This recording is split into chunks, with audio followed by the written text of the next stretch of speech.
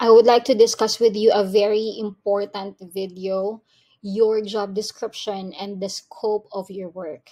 Although this may be simple, this may be a little obvious, but I want you to listen, please. This is one of the most important, if not the most important, one of the most, yeah, important videos and how do you say this? Ideas that I can teach you as a beginner in this world.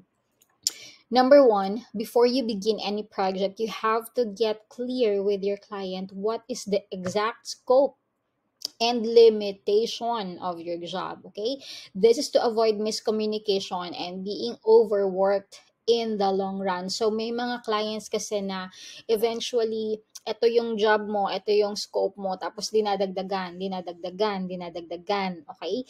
And nang hindi naman nadadagdagan yung salary nung freelancer. It happens all the time. Okay? So how to avoid that? Number one, you can write a document writing all the things that you and the client agreed. Put that as an attachment in Upwork messaging to remind both of you and the client on what the boundaries are. The keyword is boundaries. Okay. You can attach e-signatures as well if you want to do. Now, on a separate video, I have discussed with you this quotation proposal. You can submit this to the client. So initially, gagamitin mo to after ng talk ninyo. And this will be, I discussed this on a separate short video. So please go ahead and send this also to your client. Not only to stand out, but to make sure that you both are binded by the rules that you both set. It's like a contract, okay? Ano yung job description mo? Parang husband and wife. The husband has a job description, the wife has a job description. Pag may hindi sumunod doon, you can call out that person. Same goes with your freelancing career.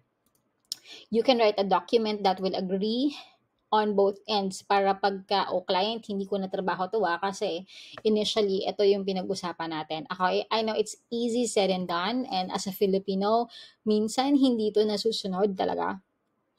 Some clients forget what they ask you of as tasks, and they tend to add more load and without increasing the fee. This happens every time, guys.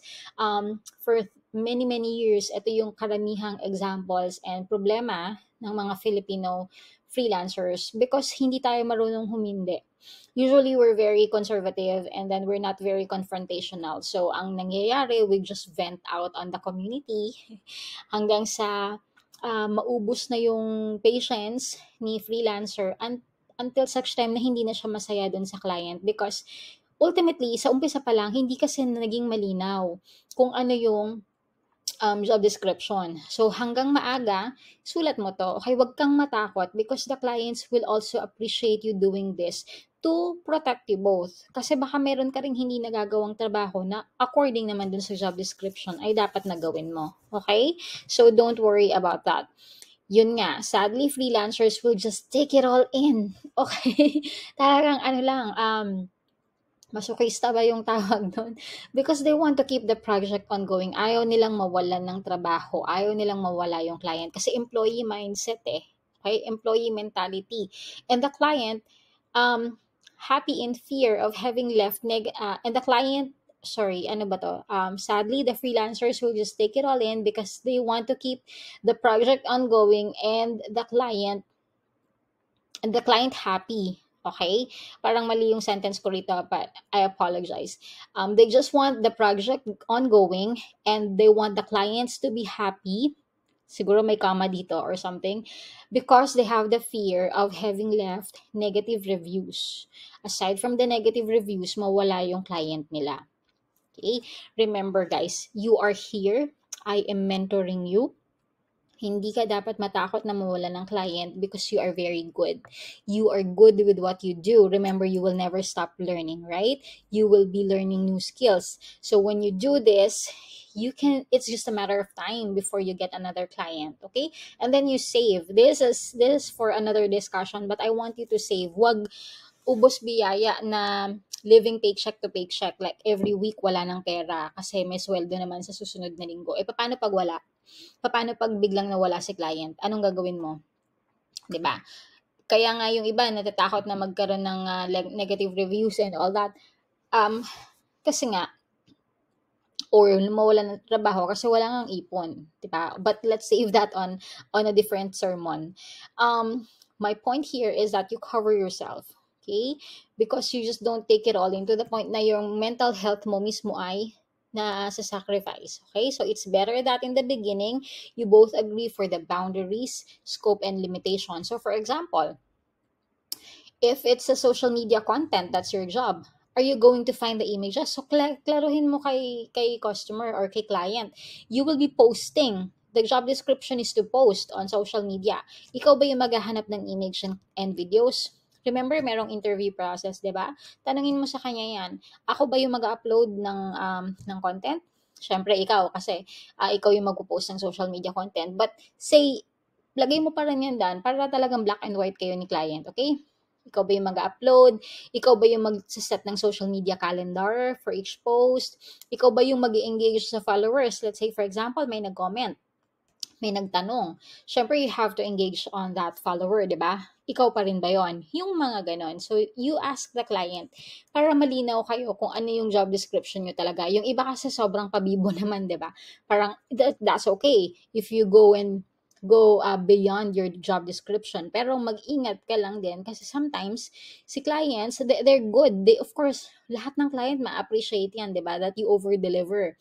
Pero sometimes, there is a boundary as well that you might also be abused. So kung ikaw, I mean, like I said, there's no right and wrong here. This is just a guide for you. So just make sure that in the beginning meron lang ganyan. Pero eventually, kung sa palagay mo okay naman, tapos nag-i-increase naman yung rate mo kay client, walang problema.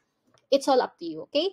But just, I don't want you to come to me and say, Coach, sobrang hirap na nung trabaho ni client, tapos hindi naman ako nag-i-increase ng salary. Pakita mo sa kanya yon yung agreement nyo in the beginning, that you say, I'd like to revisit my contract with you. I know that I've been getting some more tasks than what I signed up before. Maybe let's go ahead and revisit the contract, and I'd like to also revisit my rate. Something like that, diba? The client, if they are understanding and they make sense naman, they would agree na, oh nga no, parang nadagdagan nga yung trabaho nito. Sure, let's go ahead and revisit do you want to increase your hourly rate? Do you want to increase your hours? Diba? Parang ang daming trabaho, tapos 40 hours lang yung nilalag or 20 hours lang, you might wanna increase into full-time job, yung mga ganon. So the clients are very appreciative of that naman. Okay? So just measure everything. Everything can be measured. Try lang to put an exact number for the metrics that your client set. So for example, the client wants to get leads. Like how many leads for that? For an hour of my time, how many leads do you want me to get? If I am posting images on Instagram, like how many images per day? Is it one post per day, one post in the morning, one post in the evening? If you are going to call and set up appointments, like how many appointments are you expecting from me? If you are writing content, how many words must be finished and until when? Deadline. Yung mga ganan, okay? So that depends on your job description and how you talk to the clients. But ultimately, I just want you to value your time, honor yourself as well. As a freelancer, you are amazing and you are not someone who should be abused by all means by any client. Parang pasan mo na yung daigdig, right?